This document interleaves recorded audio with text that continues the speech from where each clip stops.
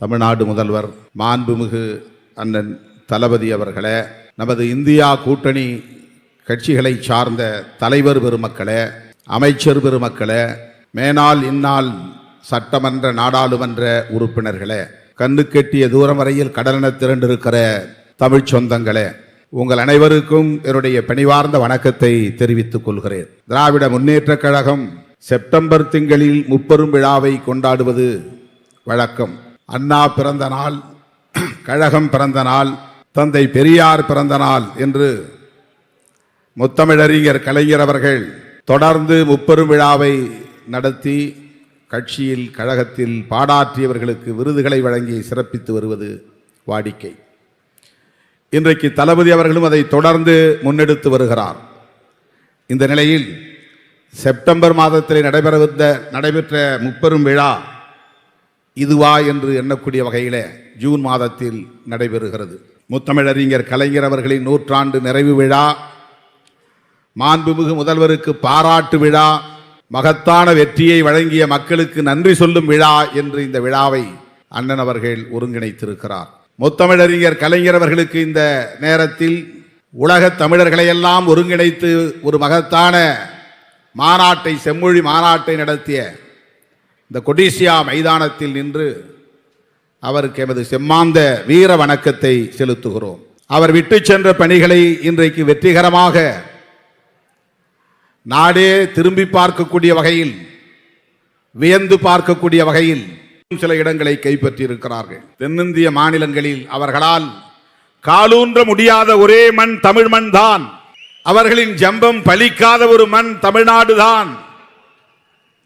எத்தனை குட்டிக்கரணம் போட்டாலும் உங்களால் இந்த மண்ணில் வேரூன்ற முடியாது என்பதை மறுபடியும் உறுதிப்படுத்தி காட்டியிருப்பவர் நம்முடைய தமிழக முதல்வர் அண்ணன் தளபதி அவர்கள். இந்தியா கூட்டணி தலைவர்களே வியந்து பார்க்கிறார்கள், எப்படி உங்களால் 100க்கு 100 வெற்றி பெற முடிந்தது. அண்ணன் அவர்களை நிமிர்ந்து பார்க்கிறார்கள், வியந்து பார்க்கிறார்கள். ஆகவே அகில இந்திய அளவில் சோனியா காந்தி அம்மையார் உள்ளிட்ட தலைவர்களை எல்லாம் அழைத்து தமிழகத்தில் அண்ணன் தளபதி அவர்களுக்கு பாராட்டு விழா நடத்த வேண்டும். அது என்னுடைய வேண்டுகோள். இந்த பாராட்டு விழா போதாது. முத்தமிழறிஞர் கலைஞருக்கு பிறகு தமிழ்நாட்டை வழிநடத்தி கொண்டிருக்கிற அண்ணன் தளபதி அவர்கள் கழகத்தை காப்பாற்றி அடுத்தடுத்து வருகிற அனைத்து தேர்தல்களிலும் தொடர் வெற்றியை பெற்று வருகிறார். 2019 நாடாளுமன்ற பொது தேர்தலில் மாபெரும் வெற்றி, ஒரே ஒரு தொகுதியை தவிர. 2021 நடைபெற்ற சட்டமன்ற பொது தேர்தலில் மாபெரும் வெற்றி. இன்றைக்கு ஆட்சி பீடத்திலே திராவிட முன்னேற்ற கழகம் அமர்ந்திருக்கிறது. அதன் பிறகு நடைபெற்ற உள்ளாட்சி தேர்தல்களில் அடுத்தடுத்து வெற்றி. இப்போது நடந்து முடிந்திருக்கிற நாடாளுமன்ற பொது தேர்தலில் 100க்கு 100 வெற்றி. தமிழக அரசியல் வரலாற்றில், இந்திய அரசியல் வரலாற்றில் இப்படி தொடர் வெற்றியை பெற்ற ஒரு கட்சி, ஒரு தலைமை வேறு எதுவும் இல்லை. இதை நாம் வெளிப்படையாக பாராட்டியாக வேண்டும். அதற்கு காரணம் அவருடைய அணுகுமுறை தான், அவர் கையாளுகிற உத்திகள் தான், அவருடைய ஆளுமைதான், அவர் வழிநடத்தி வருகிற இந்த கூட்டணியின் பலம் தான். 2019க்கு முன்னரே காவிரி நீர் பிரச்சனையை ஒட்டி அனைத்து எதிர்க்கட்சிகளையும் ஒருங்கிணைத்து ஒரு கூட்டணியை உருவாக்கினார். அது இன்றும் தொடர்கிறது. பொதுவாக தேர்தல் காலத்தில் கூட்டணிகள் அமையும் உடனே கலைந்து போய்விடுவார்கள், சிதறி போய்விடுவார்கள். அந்த கூட்டணி அடுத்த தேர்தல் வரையில் தொடராது. அதிமுக பாஜக கூட்டணி அப்படித்தான். ஆனால் திராவிட முன்னேற்ற கழகத்தின் தலைமையில் உருவான இந்த மதசார்பற்ற முற்போக்கு கூட்டணி 2019 நாடாளுமன்ற பொது தேர்தலுக்கு முன்னரே மக்களின் நலன்களின் அடிப்படையாக வைத்து உருவான கூட்டணி. டெல்டா மாவட்ட விவசாயிகளின் நலன்களை முன்னிறுத்தி உருவாகிய கூட்டணி. அதுதான் இன்றைக்கும் தொடர்கிறது. 4 தேர்தல்களை சந்தித்திருக்கிறது. எந்த சலசலப்பும் இந்த கூட்டணியில் இல்லை, சிதறல் இல்லை. ஒரே நாள் சந்திப்பிலே கூட்டணி கட்சிகளுக்கு தொகுதிகளை பங்கீடு செய்து அடுத்து உடனே களத்திற்கு வேட்பாளர்களை இறக்கிவிட்டவர் நம்முடைய அணியின் தலைவர், தமிழகத்தின் முதல்வர். வெற்றி பெற வைக்க வேண்டும். கூட்டணியில் உள்ள வேட்பாளர்கள் எந்த நிலையிலும் வெற்றி வாய்ப்பை இழந்துவிடக் கூடாது, அதிலே கவனம் செலுத்துகிற ஒரு தலைவர். உதாரணத்திற்கு இதே கோவை தொகுதியில் போன முறை 2019 மார்க்சிஸ்ட் கம்யூனிஸ்ட் கட்சி போட்டியிட்டது, வெற்றி பெற்றது. ஆனால் இந்த முறை நீங்கள் கோவையில் போட்டியிட வேண்டாம், உங்களுக்கு நாங்கள் வென்ற தொகுதியை, திண்டுக்கல் தொகுதியை தருவிட முன்னேற்ற கழகம் வெற்றி பெற்ற தொகுதி, அந்த தொகுதியை மார்க்சிஸ்ட் கம்யூனிஸ்ட் கட்சிக்கு ஒதுக்கிவிட்டு கோவையில் அந்த ரிஸ்கை நாங்கள் எடுக்கிறோம். இங்கே ஒருவர் மழைக்காலத்து தவளையை போல் கத்திக்கொண்டே இருக்கிறார், தாமரை மலரும் தாமரை மலரும் என்று. திமுக வீழும், திமுக கூட்டணி வீழும் என்று உளறிக்கொண்டே இருக்கிறார். சாதிக்க போகிறோம் என்று நாடு முழுக்க நடந்து போகிறார். கோவையில் வெற்றி உறுதி உறுதி என்று திரும்ப திரும்ப பேசிக் கொண்டிருக்கிறார். நாங்கள் பார்த்துக் கொள்கிறோம், உங்களுக்கு வேண்டாம் இந்த ரிஸ்க். இதுதான் அண்ணன் தளபதி ஸ்டாலின், இதுதான் அவருடைய ஆளுமை, இதுதான் அவருடைய தலைமை பண்பு, இதுதான் அவர் தொடர் வெற்றி பெறுவதற்கான காரணம். ஆரணி தொகுதியிலும் காங்கிரசுக்கு சரியாக இல்லை என்று திமுக வெற்றி பெற்ற கடலூர் தொகுதியை காங்கிரசுக்கு கொடுத்து வெற்றி பெற வைத்திருக்கிறார் அண்ணன் தளபதி அவர்கள். கூட்டணி கட்சிகளை எப்படி அரவணைப்பது, கூட்டணி கட்சிகள் போட்டியிடக்கூடிய தொகுதிகளில் எப்படி வெற்றி பெறுவது, அது கூட்டணி கட்சியின் பொறுப்பு என்று விலகி நிற்காமல் தம் கட்சி தொண்டர்களை, கட்சியின் தளபதிகளை, அமைச்சர் பெருமக்களை, இது திமுக தொகுதிதான், இவர் திமுக வேட்பாளர் தான் என்று எண்ணி பணியாற்ற வேண்டும் என்று மணிக்கு ஒரு முறை தொலைபேசியில் தொடர்பு கொண்டு அவர்களை வேலை வாங்குகிற ஆற்றல் வாய்ந்த ஒரு தலைமைதான் அண்ணன் தளபதியின் தலைமை. நாம் களத்திலே பார்க்கிறோம். சிதம்பரம் வந்தார், இந்த மேடையிலே சொன்னார், ஒரு சிறுத்தையை வெல்ல வைப்பதற்காக 2 சிங்கங்களை இங்கே நான் விட்டிருக்கிறேன், களமிறக்கி இருக்கிறேன் என்று அமைச்சர் MRK அவர்களையும் அமைச்சர் சிவசங்கர் அவர்களையும் மேடையில் வைத்துக் கொண்டு சொன்னார். திருமாவளவனுக்கு எதிரான வெறுப்பு ஒரு புறம், அவதூறுகள், ஆதாரமில்லாத அவதூறுகள் பரப்பப்படுகிற வேளையில் அதை பற்றி கவலைப்படாமல் திராவிட முன்னேற்ற கழகத்தின் அமைச்சர்கள், திமுக தொண்டர்கள் திருமாவளவன் வெற்றிக்கு முழுமையாக பாடுபட வேண்டும். திருமாவளவன் VCK வேட்பாளர் அல்ல, திராவிட முன்னேற்ற கழகத்தின் வேட்பாளர். இதுதான் அண்ணன் தளபதி அவர்கள். இப்படித்தான் 40 தொகுதிகளிலும் இன்றைக்கு திமுக கூட்டணி வெற்றி பெற்றிருக்கிறது. தருமபுரிக்கும் போக வேண்டும், சிதம்பரத்திலும் வேலை செய்ய வேண்டும், கடலூரிலும் அவர் பணியை பார்க்க வேண்டும். அண்ணன் MRK அவர்கள் 1 மணி நேரத்திற்கு ஒரு முறை தொலைபேசியிலே தொடர்பு கொண்டு இங்கும் செல் அங்கும் செல், என்ன நிலவரம், இப்படி ஒரு தலைமை அரசியலில் அபூர்வம், அரசியலில் அற்புதம்.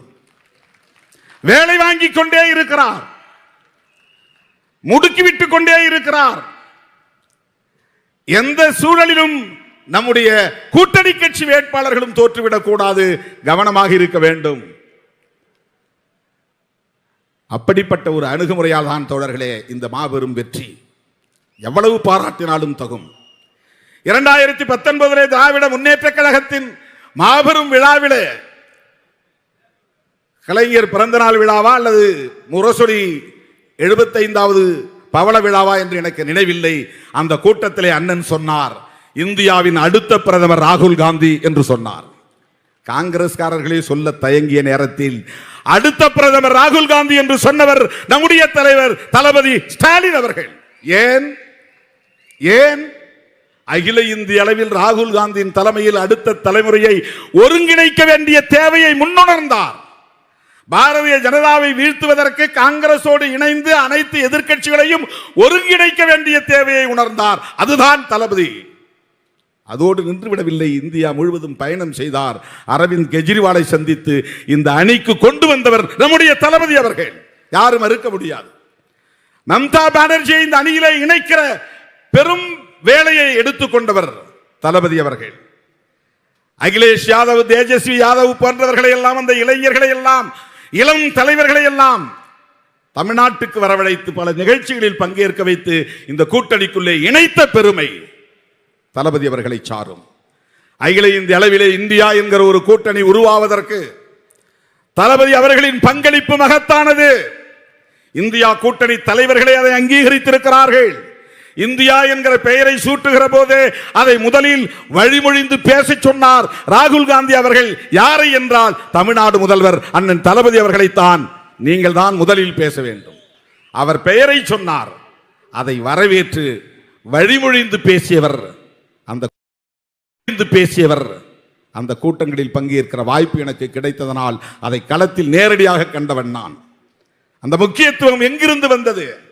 இவருடைய அணுகுமுறையால், இவருடைய தொலைநோக்கு பார்வையால், நாட்டு நலனில், மக்கள் நலனில் இவர் காட்டுகிற அக்கறையால், காங்கிரஸோடு இணைந்து பணியாற்ற வேண்டிய தேவை இருக்கிறது என்பதை அவர் பொறுப்புணர்வோடு உணர்ந்த காரணத்தினால் 1976 நாட்டுக்கு இப்படி ஒரு நெருக்கடி ஏற்பட்ட போது அனைத்து எதிர்க்கட்சிகளையும் ஒருங்கிணைக்கக்கூடிய ஒரு மாபெரும் பணியை திறமேற்கொண்டு செய்தவர் முத்தமிழறிஞர் கலைஞர். அன்றைக்கு ஜனதா உருவானது. ஜனசங்கமாக இருந்த பாரதிய ஜனதாவையும் அன்றைக்கு அதில் இணைத்துக் கொண்டார்கள். ஆனால் இன்றைக்கு அப்படியே தலைகீழாக மாறி இருக்கிறது. அந்த பாரதிய ஜனதாவை தனிமைப்படுத்த வேண்டும், அதற்கு அனைத்து எதிர்க்கட்சிகளையும் ஒருங்கிணைக்க வேண்டும் என்று முத்தமிழறிஞர் கலைஞரின் அரசியல் வாரிசு அண்ணன் தளபதி அவர்கள் இந்தியா முழுவதும் பயணம் செய்து இந்த தலைவர்களை எல்லாம் ஒருங்கிணைத்து இந்தியா கூட்டணியை உருவாக்கினார். ஆகவே நான் மறுபடியும் சொல்லுகிறேன், சோனியா காந்தி அம்மையார், ராகுல் காந்தி போன்றவர்கள் எல்லாம் பங்கேற்கக்கூடிய வகையில் ஒரு மாபெரும் பாராட்டு விழாவை தளபதி அவர்களுக்கு நடத்த வேண்டும். இது சாதாரணமானதல்ல. 40 நமதே, நாடும் நமதே என்று அவர் சொன்னார். 40 நமதாகிவிட்டது. நாடு இன்னும் நமதாகவில்லை. இந்திய நாடு, தமிழ்நாடு ஏற்கனவே நம்மோடு தான் இருக்கிறது. ஆட்சியை கைப்பற்ற வேண்டும், சனாதன சக்திகளை தூக்கி எறிய வேண்டும், அவர்களை வீழ்த்த வேண்டும். அது பாதியிலே நிற்கிறது. இந்த பணியை செய்யக்கூடிய, இதை நிறைவேற்றக்கூடிய, இதை சாதிக்கக்கூடிய ஆற்றல் வாய்ந்த தலைமை அண்ணன் தளபதி அவர்களின் தலைமை.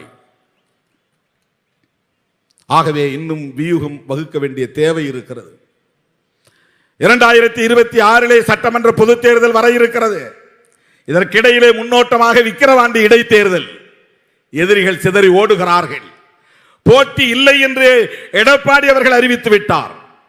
திமுக தான் வெற்றி பெறப் போகிறது என்பது அவர்களுக்கு தெரியும். சாதியவாத அரசியலுக்கு அல்லது மதவாத அரசியலுக்கு தமிழ்நாட்டில் இடமில்லை. அதற்கு சிதம்பரம் வெற்றியும் தருமபுரி வெற்றியும் சான்று.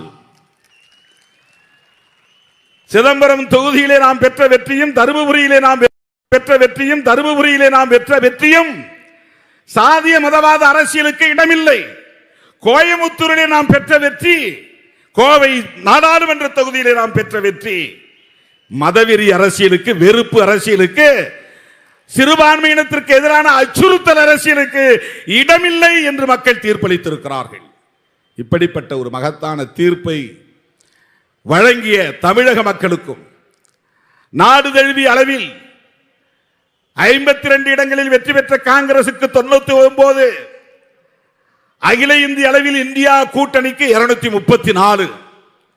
அந்த எண்ணிக்கை கூட தமிழ்நாடு சட்டமன்ற தொகுதி எண்ணிக்கையோடு பொருந்துகிறது. நம்முடைய சட்டமன்ற தொகுதிகளின் எண்ணிக்கை 234.